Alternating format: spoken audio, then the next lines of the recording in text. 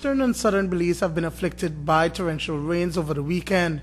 The downpour, which started on Friday evening, has caused flooding in villages along the George Price and the Hummingbird highways and has made many roads impassable. In certain areas, water rose as high as 3 feet and into homes.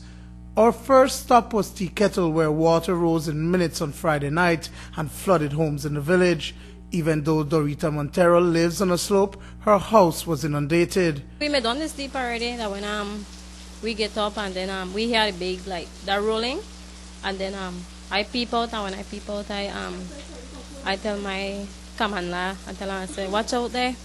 And then when we open the window, we peep out, that then he say, girl, one pipe bust. I tell her, no man, that can't be a pipe.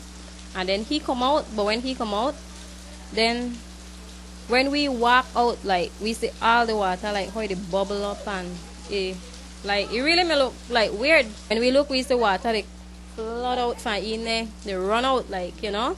Then everything, we normally expect nothing, so all my kids' stuff made it right there, and then their bag, books, everything get wet. And after that, when I look, the water start, like, washing at the room. And then I heal them again, because they don't go upstairs, and when we come down, we start at the take our water with bucket and all from out here. It made it high. Well, we had to dig and drain. Middle night we out there to dig drain because the water continue, right? And we couldn't control the water. And next day the same thing. Whole day we bail our water with bucket and things like that. And in Arizona, the situation was much worse. Several residents were evacuated to shelters while others weathered the rains. For Aaron Hyde, water continues to stream under his house. Every rainy season is the same way every time.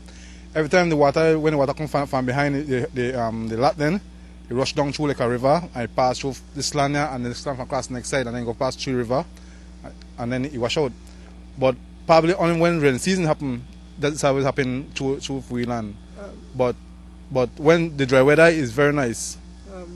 Man, how high did the water rise? Because I know the rain started from Friday. The last time it rained it raised like about 4 foot, because some people have catching chicken when they pass through the water. So it's very difficult outside. How high did it rise in your house? Must about a foot inside my house. Tremendously affected was the Salvapan and San Martin areas in the outskirts of Belmopan.